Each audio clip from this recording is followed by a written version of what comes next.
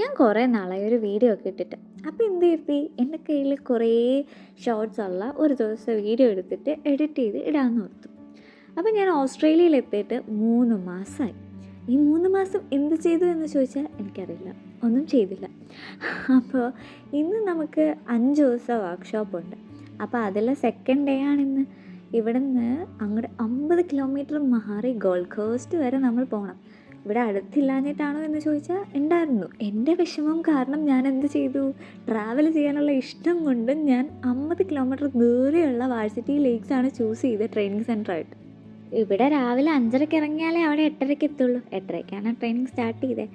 രാവിലെ മാമൻ എന്നെ അൽത്താണ്ടി റെയിൽവേ സ്റ്റേഷനിലാക്കി. അപ്പോൾ ഇവിടെ നമ്മൾ ട്രെയിൻ പിടിച്ച് വേണം പോകാൻ. അവിടെ ചെന്നപ്പോൾ അതാ അടുത്ത പണി, നമ്മുടെ ട്രെയിൻ ഡിലേ ആണ്.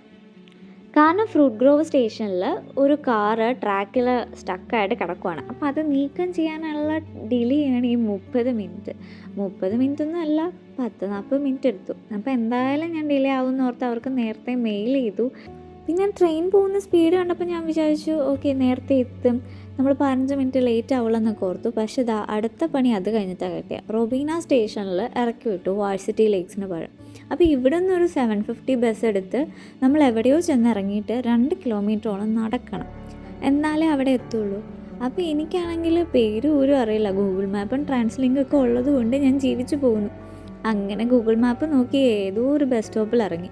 പിന്നെ ഇവിടെ നിന്ന് ഞാൻ ജസ്റ്റ് ആ ബിൽഡിങ് കണ്ടപ്പോൾ എനിക്ക് മനസ്സിലായി അങ്ങോട്ട് നടന്നാൽ മതി അവിടെ എത്തുമെന്ന്. അപ്പോൾ ഒരു കണ്ട ഫുട്പാത്തിൽ കൂടി കയറി നടന്നതാണ്. പക്ഷെ വഴിയൊക്കെ കൊള്ളാം, ഒറ്റ മനുഷ്യനില്ല.